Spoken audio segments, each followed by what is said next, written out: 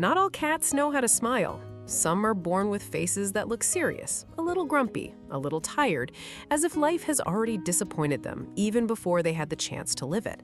This is the story of one of those cats. His name was Bobo, a brown tabby, about 4 years old. Nothing rare, nothing fancy, just an ordinary cat with extraordinary eyes, green and gold, sharp and watchful. But here is the thing about Bobo. He spent 14 months in a small shelter in Ohio, and not a single person wanted to take him home. Not because he was sick, not because he was old, not because he was loud or aggressive or destructive. The reason was much smaller, much sadder, much more human. People said his face looked mean. He arrived at the shelter on a cold Tuesday in October. Someone had found him near a closed grocery store, sitting under a metal cart, watching the rain. He wasn't crying, he wasn't running, he was just waiting, like he already knew no one was coming. The volunteer who picked him up was a woman named Elaine. She had been working at the shelter for 9 years.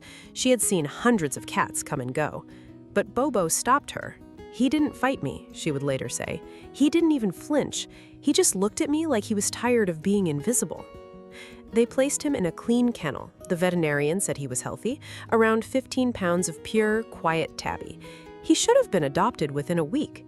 He wasn't.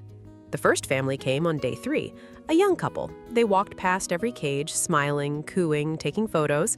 When they reached Bobo, they stopped. They looked at him, and then the woman whispered something to her husband. They moved on. Elaine heard her. She always remembered what the woman said. "He looks angry, like he doesn't even want us here." But Bobo wasn't angry. He was just born with a face that didn't smile easily. Heavy cheeks, serious brow, eyes that seemed to study you instead of greet you. To strangers, he looked like a tiny judge in a courtroom of one. To anyone who actually sat with him, he was the softest, sleepiest, most affectionate cat in the entire shelter. Weeks passed, then months. Family after family came, family after family walked past his kennel. Sometimes children would point and laugh. Sometimes adults would say things like, "That cat looks mad at the world."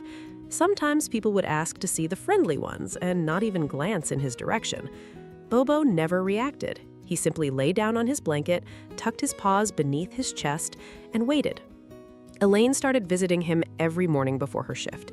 She would open his kennel, sit on the floor, and just talk to him about her day, about the weather, about the eggs she burned that morning.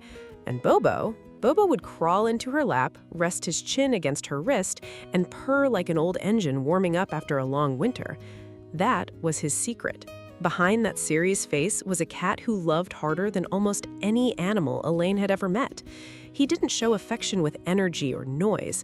He showed it the quiet way, with long stares, with slow blinks, with his entire body leaning into yours as if to say, "I trust you, please don't leave." But people kept leaving. By month 9, Elaine started taking photos of him, new ones, better ones. She tried different angles, different lighting, different captions on the shelter's social media. "Sweetest boy in the building. Looks grumpy, loves harder than anyone. Tabby with a heart of gold." The likes came in, the shares, the comments full of heart emojis, but the adoption requests? Almost nothing. 2 people scheduled visits, both canceled before arriving. Elaine started losing hope, not for Bobo's spirit, that was indestructible, but for the world's ability to look past a face. I see you still haven't subscribed yet, and honestly, after hearing how long Bobo waited, that hurts a little. If stories like his matter to you, just hit that button. It only takes a second, and it means everything. Then came month 14. A woman named Margaret walked through the front doors of the shelter on a quiet Thursday afternoon. She was in her late 50s, recently widowed. Her husband had passed 8 months earlier, and her grown children kept telling her to get out of the house, meet someone, do something. She wasn't ready for someone. She thought maybe she was ready for something. She walked past every kennel. She looked at every cat. The young ones came running to the bars, the playful ones meowed and pawed at her, the fluffy ones rolled over and showed their bellies. Margaret kept walking. She stopped at the very last kennel. There was Bobo. He didn't run to her, he didn't meow, he didn't perform. He just lifted his head, looked directly in her eyes, and slow blinked once. Margaret stood there for almost a full minute. Then she sat down on the cold concrete floor. Bobo stood up, walked across the kennel, and without hesitation, without fear, without even a moment of hesitation, he pressed his entire body against the bars where her hand was resting. Margaret started crying. Elaine, watching from the front desk, held her breath. "He looks so serious," Margaret whispered, "but his eyes look like they already know me." Elaine smiled. "That's because he's been waiting." Margaret signed the paperwork that same afternoon. She didn't ask about his age. She didn't ask about his face. She didn't ask if he was friendly with strangers or good with kids or trained or playful. She only asked one thing. "Has he been loved?" Elaine's voice cracked when she answered. Not enough, but he never stopped hoping. The first night in Margaret's house, Bobo didn't hide. He didn't sniff every corner. He didn't act like a stranger. He walked straight to the couch, climbed onto the cushion next to Margaret, curled into a perfect circle, and fell asleep with his face pressed against her thigh. Margaret stayed awake for hours just watching him breathe. She had not slept with anyone since her husband died. That night, for the first time in months, she did. In the weeks that followed, Margaret discovered things about Bobo that no shelter file could describe. He hated loud noises. He loved sunlight on the kitchen floor. He had a habit of carrying one specific toy, a small fabric mouse, from room to room, placing it wherever Margaret was sitting.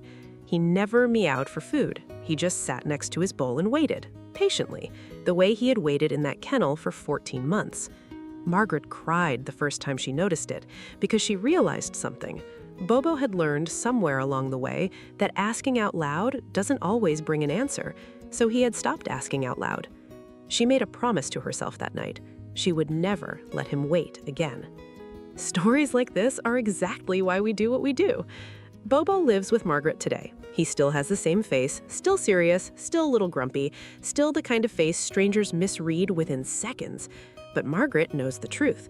She knows that when she comes home, he is waiting by the door. She knows that when she cries, he climbs into her lap and stays there until she stops. She knows that when she eats dinner alone, he sits on the chair across from her, quietly keeping her company. She knows what 14 months of being unwanted teaches a soul. And she knows what one moment of being seen can repair. Because love doesn't always wear a smile. Sometimes love wears a serious face and a tired heart and eyes that have waited too long to be understood. Sometimes the cats nobody wants are exactly the ones we needed all along. Margaret says she didn't rescue Bobo. She says Bobo rescued her. If you're thinking of adopting a cat, please remember, the ones with the saddest faces often carry the softest hearts. Don't walk past them. Sit down, look closer, wait for the slow blink. It might just change your whole life. So now, I want to ask you something. Would you walk past a cat like Bobo because of his face? Or would you sit down and wait for him to choose you? Be honest. Tell me in the comments below.